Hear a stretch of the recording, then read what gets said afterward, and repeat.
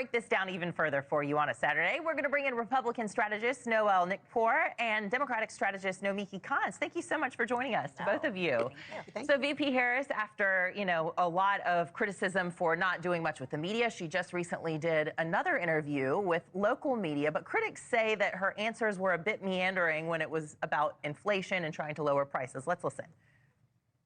When I talk about building an opportunity economy, it is very much with the mind of investing in the ambitions and aspirations and the incredible work ethic of the American people. I will be the president of making this country stronger, better, more beautiful, bigger, more powerful, wealthier, safer than ever before. All right, so Trump really also avoiding specifics at his rally, saying he has concepts of a plan in some instances as well. Noel, why do you think Trump maintains an edge with the economy? Because he does right now with polling, doesn't he? Yes, he does. And you know what? Notoriously, Republicans have always triumphed when it comes to economic issues. It's part of our platform with less regulations, lower taxes. So people really trust in the platform, whether or not they like the messenger, which is Donald Trump right now. They do know that Republicans deliver. And the other thing is that the stock market also, when they sense that it could be Republican leadership, the stock market will sometimes go a little higher on those predictions as well.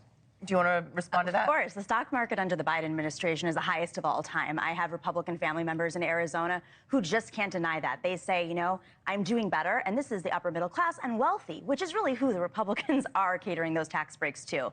Kamala Harris does have a plan.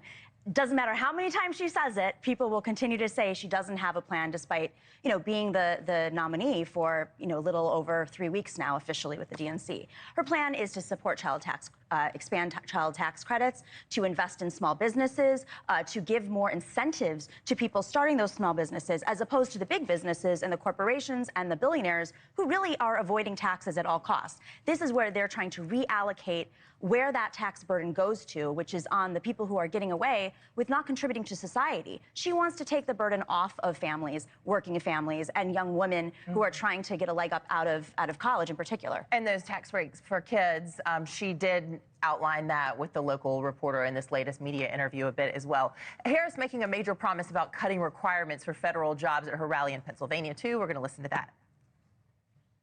Our nation needs to recognize the value of other paths, additional paths, such as apprenticeships and technical programs.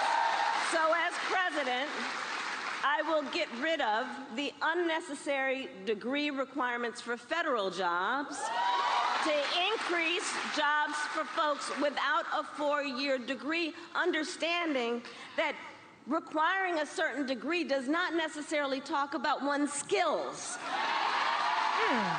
Well, I think this is a similar word track to somebody I've heard in the past. Is this a page out of Donald Trump's playbook, similar to no tax on tips? That's exactly what I was thinking as this was being delivered. And I feel like the reason why this kind of parallels some of the things that Donald Trump has talked about is because it resonates, because people can identify with that. Look, everybody can identify when you go to the store that eggs, bread, milk is all quadrupling. So they can also identify with the fact that they wanted to get some of these jobs. They just don't have the skill set or they don't have the education. The other thing is what you brought up early, the no tax on tips. How many waitresses, how many drivers, how many people that work on a tip basis can identify with that? So I think that it very much parallels what Donald Trump has been saying. This is why it resonates with people. All right, we're going to switch gears and talk about Springfield, okay? Because that town in Ohio, there were about 60,000 people there, and about 20,000 migrants were kind of dropped in there.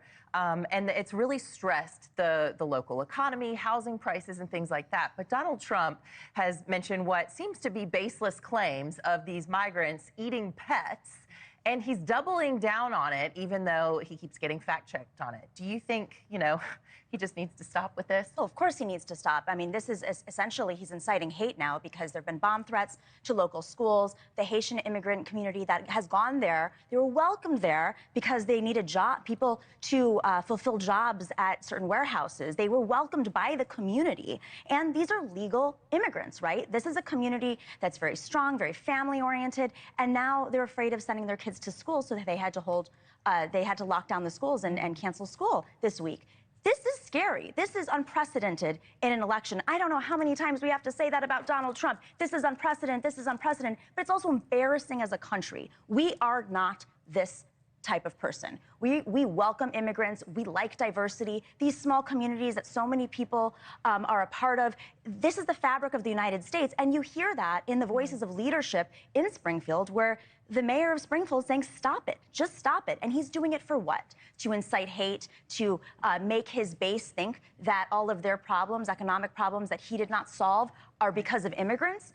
No matter how many walls you build, it is not going to solve the problems that Donald Trump created for the middle class. Well, we all watched that debate, and we were so interested in it, especially after Joe Biden got booted from the top of the ticket after the first one, and hoping maybe there would be a third debate or a second debate between Harris and Trump. But Trump saying, nope, I won. He says he won, even though many would say he didn't do quite as hot as he'd done in the first one. Will we see a third debate? I do not think that we will. I do not think that we shall. And the reason being is because there are a lot of donors, and that's what I do. I mainly focus in on the major donors. They were not very pleased with the performance, so why double down on it? Plus, if you have another debate and it's not good, if it's a repeat performance, you may not have enough time to recover from that, with the election being within 50 days until the final vote. Look, we're halfway through September. I'm just waiting for that October surprise. Who knows what it's going to be? There's one every day. Yes, exactly. In this election cycle, there is about one every day. Thank you so much.